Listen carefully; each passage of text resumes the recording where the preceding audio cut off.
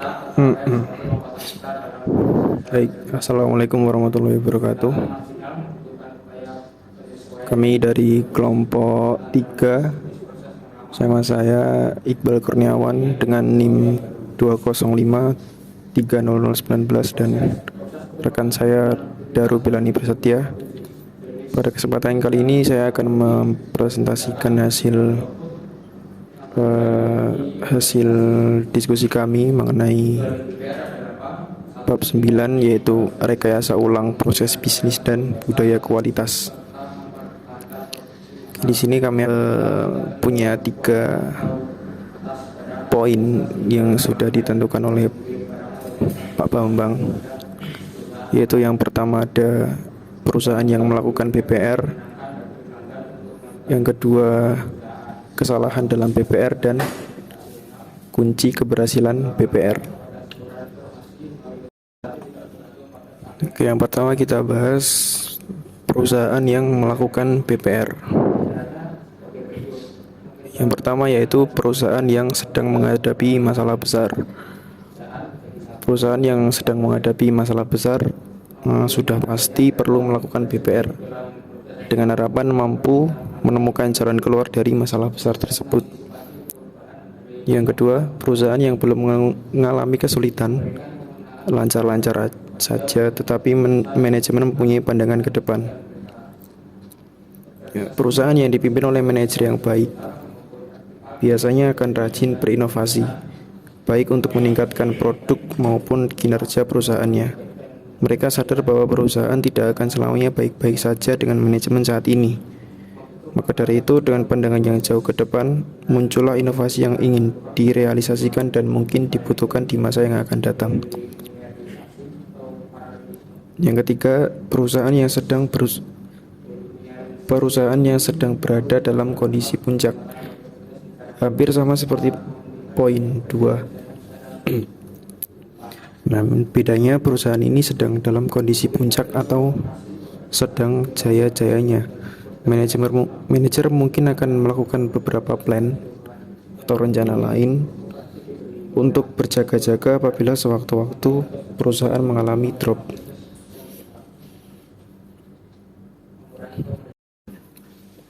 Oke, selanjutnya poin B, ada kesalahan dalam BPR. Yang pertama, mencoba memperbaiki proses, bukan mengubahnya. Jadi tidak selamanya memperbaiki itu lebih baik daripada mengubah atau mengganti.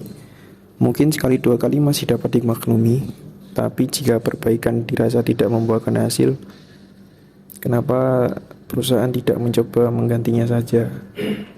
Biasanya perbaikan lebih memakan waktu yang cukup lama dan hasilnya belum tentu memuaskan.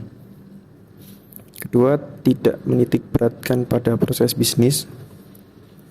Ketiga, mengabaikan segala hal. 4, menolak nilai dan keyakinan orang.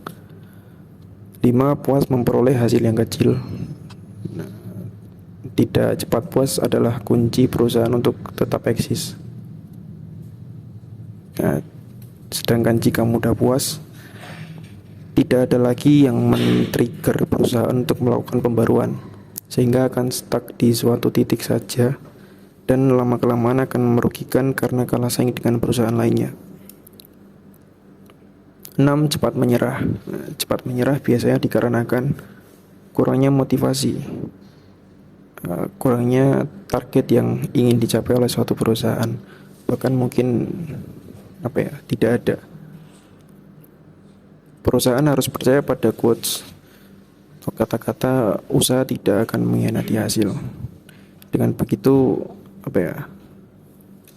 akan meminimalisir kesempatan perusahaan untuk cepat menyerah.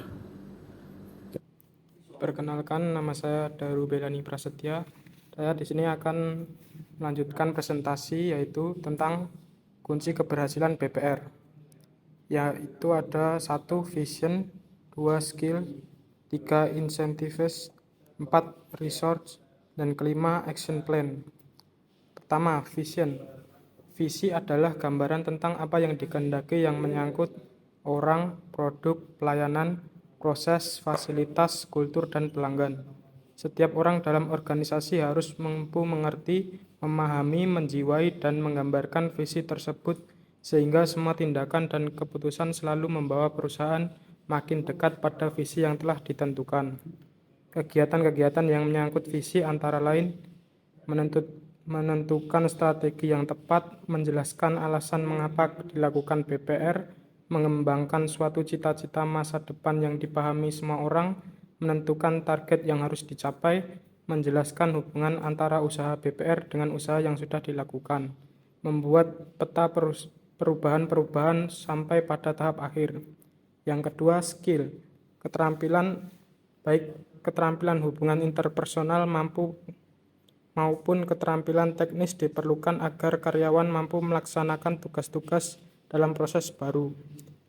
Yang ketiga, incentives, yaitu apabila karyawan dapat memahami dan merasakan perubahan secara drastis membawa perbaikan bagi karyawan, maka mereka dapat melakukan perubahan secara lebih baik. Yang keempat, resource, yaitu beberapa hal dan aktivitas dalam pengalokasian sumber daya antara lain komitmen manajemen puncak untuk melaksanakan perubahan. Paling sedikit 25% dari waktu manajemen puncak melaksanakan perubahan, mengadakan pelatihan dan bimbingan dalam melaksanakan perubahan, melakukan benchmarking, memanfaatkan sumber daya seefektif dan seefisien mungkin. Yang kelima, action plan. Action plan adalah perencanaan dari serangkaian aktivitas, penanggung jawab, dan jadwal waktu serta target yang terinci. Sekian presentasi dari kelompok kami. Bila ada salahnya, mohon maaf. Terima kasih. Wassalamualaikum warahmatullahi wabarakatuh.